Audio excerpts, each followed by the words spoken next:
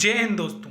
जैसा कि आप अपने स्क्रीन पर देख रहे हैं, आज जो हम राज्यपाल के बारे में जानेंगे, जो कि एग्जाम के पॉइंट ऑफ व्यू से काफ़ी ज़्यादा महत्वपूर्ण टॉपिक है और लगभग एग्जामों में अक्सर इनसे क्वेश्चन बनाकर पूछ लिए जाते हैं। ये राज्यपाल का पार्ट 1 है। बहुत ही जल्दी हम इसका पार्ट 2 लेकर आएंगे। इस पार्ट के अंतर्गत हम जानेंगे कि आखिर राज्यपाल क्या है, राज्यपाल की नियुक्ति कैसे होती है, राज्यपाल का कार्यकाल कितना होता है, राज्यपाल की योग्यता कितनी होती है, राज्यपाल के वेतन और भत्ते कौन निर्धारित करता है, और साथ ही यूपीएससी एंड स्टेट पीसीएस में पूछे गए कुछ सवालों के भी बारे में हम जानेंगे। तो चलिए स्टार्ट करते हैं। संविधान के भाग 6 के अनुच्छेद 153 से 167 तक में राज्य की कार्यपालिका के बारे में बताया गया है, जिसमें कहा गया है कि राज्य की कार्यपालिका में राज्यपाल, मुख्यमंत्री, मंत्रिपरिषद और राज्य के महाधिवक्ता, जिसे एडवोकेट जनरल बोला जाता है, शामिल होते हैं। संविधान के अनुच्छेद 153 में कहा गया है कि प्रत्येक राज्य के लिए एक राज्यपाल होगा, लेकिन बाद में 7वें संविधान संशोधन 1956 के माध्यम से कहा गया है कि एक ही व्यक्ति को 2 या 2 से अधिक राज्यों का राज्यपाल भी नियुक्त किया जा सकता है। संविधान के अनुच्छेद 155 के अंतर्गत कहा गया है कि राज्यपाल की नियुक्ति राष्ट्रपति द्वारा की जाएगी, क्योंकि राज्यपाल ना तो जनता द्वारा सीधे चुना जाता है और ना ही अप्रत्यक्ष रूप से राष्ट्रपति की तरह संवैधानिक प्रक्रिया के तहत उसका चुनाव होता है। इस प्रकार वह केंद्र सरकार द्वारा मनोनीत होता है, लेकिन उच्चतम न्यायालय की 1979 की व्यवस्था के अनुसार राज्य में राज्यपाल कार्यालय केंद्र सरकार के अधीन रोजगार नहीं है। यह एक स्वतंत्र संवैधानिक कार्यालय है और यह केंद्र सरकार के अधीनस्थ नहीं है। तो अब हम जानेंगे कि आखिर राज्यपाल की नियुक्ति राष्ट्रपति द्वारा क्यों की जाती है। तो संविधान सभा द्वारा राज्यपाल की नियुक्ति राष्ट्रपति द्वारा किए जाने के निम्नलिखित कारण है, जिसमें पहला है राज्यपाल का सीधा निर्वाचन राज्य में स्थापित संसदीय व्यवस्था की स्थिति के प्रतिकूल हो सकता है। दूसरा है सीधे चुनाव की व्यवस्था से मुख्यमंत्री और राज्यपाल के बीच संघर्ष की स्थिति पैदा हो सकती है। तीसरा है राज्यपाल सिर्फ संवैधानिक प्रमुख होता है, इसलिए उसके निर्वाचन के लिए चुनाव की जटिल व्यवस्था और भारी धन खर्च करने का कोई अर्थ नहीं है। चौथा है राज्यपाल का चुनाव पूरी तरह से व्यक्तिगत मामला है, इसलिए इस चुनाव में भारी संख्या में मतदाताओं को शामिल करना राष्ट्र हित में नहीं है।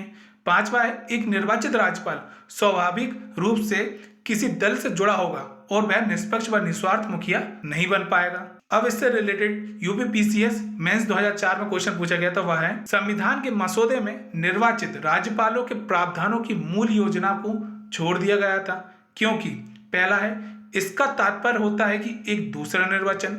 दूसरा है निर्वाचन प्रमुख राजनीतिक मुद्दों पर लड़ा जाता है। तीसरा है निर्वाचित राज्यपाल अपने को मुख्यमंत्री से बड़ा मानता।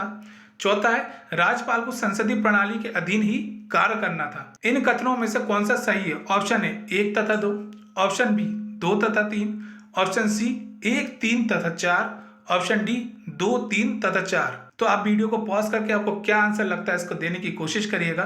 बाकी इसका आंसर है सी 1, 3 तथा 4। छठा पॉइंट है राज्यपाल के चुनाव से अलगाववाद की धारणा पड़ेगी, जो राजनीतिक स्थिरता और देश की एकता को प्रभावित करेगी। सातवां है राष्ट्रपति द्वारा नियुक्ति की व्यवस्था से राज्यों पर केंद्र का नियंत्रण बना रहेगा। आठवां है राज्यपाल का सीधा निर्वाचन राज्य में आम चुनाव के समय एक गंभीर समस्या उत्पन्न कर सकता है। नौवां पॉइंट है मुख्यमंत्री यह चाहेगा कि राज्यपाल के लिए उसका उम्मीदवार चुनाव लड़े, इसलिए सत्तारूढ़ दल का दूसरे दर्जे का आदमी बतौर राज्यपाल चुना जाएगा। इसलिए अमेरिकी मॉडल जहां राज्य का राज्यपाल सीधे चुना जाता है को छोड़ दिया गया एवं कनाडा जहां राज्यपाल को केंद्र द्वारा नियुक्त किया जाता है संविधान सभा द्वारा स्वीकृत किया गया। अब हम जानेंगे कि आखिर राज्यपाल की योग्यता क्या होती है। संविधान ने राज्यपाल के रूप में नियुक्त किए जाने वाले व्यक्ति के लिए निम्न योग्यता अनुच्छेद 157 के अंतर्गत निर्धारित की है, जो इस प्रकार है, जिसमें पहला पॉइंट है वह भारत का नागरिक होना चाहिए। दूसरा है वह 35 वर्ष की आयु पूर्ण कर चुका हो। तीसरा है वह उस राज्य से संबंधित ना हो जहां उसे नियुक्त किया गया है, ताकि वे स्थानीय राजनीति से मुक्त रह सके। अब इससे related question Jharkhand PCS mains 2016 में पूछा गया था, वह है भारतीय संविधान में निम्नलिखित में से कौन सा एक अनुच्छेद भारत में राज्य के एक राज्यपाल के रूप में एक व्यक्ति की नियुक्ति के लिए योग्यता निर्धारित करता है? ऑप्शन है अनुच्छेद 156, ऑप्शन बी है अनुच्छेद 157, ऑप्शन सी है अनुच्छेद 159, ऑप्शन डी है अनुच्छेद 160।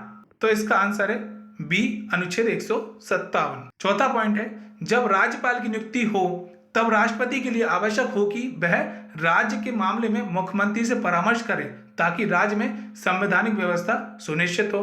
पांचवा है, वह संसद के किसी सदन या किसी राज्य के विधानमंडल के किसी सदन का सदस्य नहीं होना चाहिए। छठा पॉइंट है, वह कोई लाभ का पद ना धारण किया हो। अब हम जानेंगे कि आखिर राज्यपाल का कार्यकाल क्या होता है। संविधान के अनुच्छेद 156 के अंतर्गत कहा गया है कि राज्यपाल का कार्यकाल 5 वर्ष का होगा। वह राष्ट्रपति के प्रसाद पर्यंत अपना पद धारण करेगा, अर्थात इसका आशय यह है कि राष्ट्रपति किसी भी समय राज्यपाल को उसके पद से हटा सकता है। वह राष्ट्रपति को संबोधित कर त्यागपत्र द्वारा अपना पद छोड़ सकेगा। संविधान में यह भी उल्लेख किया गया है कि 5 वर्ष की निर्धारित अवधि पूरी हो जाने के बाद भी राज्यपाल तब तक अपने पद पर बना रहेगा जब तक कि नया राज्यपाल नियुक्त नहीं हो जाता। अब एक महत्वपूर्ण नोट है, वो भी देख लेते हैं। राष्ट्रपति की तरह राज्यपाल के संदर्भ में संविधान में ऐसा कोई प्रावधान नहीं है जो वर्तमान राज्यपाल का कार्यकाल पूरा हो जाने से पहले नए राज्यपाल की नियुक्ति की व्यवस्था करता हो। अब हम जानेंगे कि आखिर राज्यपाल के वेतन और भत्ते क्या होते हैं और इसे निर्धारित कौन करता है। संविधान के अनुच्छेद 158 के अंतर्गत कहा गया है कि राज्यपाल के वेतन और भत्ते संसद द्वारा निर्धारित किए जाते हैं। अगर किसी व्यक्ति को 2 या 2 से अधिक राज्यों का राज्यपाल नियुक्त किया जाता है तो वह राज्य राष्ट्रपति द्वारा निर्धारित अनुपात के अनुसार उसके वेतन व भत्तों का खर्च वहन करेंगे। अब कुछ महत्वपूर्ण नोट है, उसे भी देख लेते हैं। संविधान के अंतर्गत कहा गया है कि राज्यपाल को कार्यकाल के दौरान उनकी आर्थिक उपलब्धियों व भत्तों को कम नहीं किया जा सकता। इस पॉइंट को याद रखिएगा। अब इससे रिलेटेड क्वेश्चन यूपीपीसीएस मेंस 2016 में पूछा गया था, वह है जब एक ही व्यक्ति को 2 या अधिक राज्यों का राज्यपाल नियुक्त किया जाता है तो उस राज्यपाल को संदेह उपलब्धियां और भत्ते होंगे। ऑप्शन ए राज्यपाल की व्यक्ति इच्छा अनुसार, ऑप्शन बी राष्ट्रपति के नए निर्णय अनुसार, ऑप्शन सी गृह मंत्रालय के निर्णय अनुसार, ऑप्शन डी इसे उन राज्यों के बीच ऐसे अनुपात में आवंटित किया जाएगा जैसा राष्ट्रपति आदेश द्वारा अवधारित करे। तो इसका आंसर है डी। संविधान के अनुच्छेद 159 के अंतर्गत कहा गया है कि राज्यपाल को शपथ संबंधित राज्य के उच्च न्यायालय के मुख्य न्यायाधीश दिलवाते हैं और यदि वे अनुपस्थित होते हैं तो उनकी जगह उपलब्ध वरिष्ठतम न्यायाधीश शपथ दिलवाते हैं। संविधान के अनुच्छेद 160 के अंतर्गत कहा गया है कि यदि राज्यपाल अनुपस्थित हो या उनकी मृत्यु हो गई हो तो राष्ट्रपति उनके कार्यों का निर्वहन करने के लिए संबंधित राज्य के उच्च न्यायालय के मुख्य न्यायाधीश को अस्थायी तौर पर राज्यपाल का कार्यभार सौंप सकता है। अब इससे रिलेटेड क्वेश्चन यूपीपीसीएस मेंस 2014 में पूछा गया था, वह है निम्नलिखित में से कौन राज्यपाल को पद की शपथ ग्रहण करवाता है। ऑप्शन ए भारत का राष्ट्रपति, ऑप्शन बी सर्वोच्च न्यायालय का मुख्य न्यायाधीश, ऑप्शन सी उच्च न्यायालय का मुख्य न्यायाधीश, ऑप्शन डी संबंधित राज्य के निवर्तमान राज्यपाल। तो इसका आंसर है सी उच्च न्यायालय का मुख्य न्यायाधीश। तो दोस्तों मैं उम्मीद करता हूं कि ये वीडियो आपको काफी पसंद आया होगा। तो इस वीडियो को ज्यादा से ज्यादा लाइक करिएगा, शेयर करिएगा। साथ ही अगर आप हमारे चैनल पर नए हैं तो हमारे चैनल को सब्सक्राइब करना बिल्कुल मत भूलिएगा ताकि हमारी वीडियो की जो भी लेटेस्ट नोटिफिकेशन है आप तक सबसे पहले पहुंच सके। धन्यवाद। जय हिंद, जय भारत।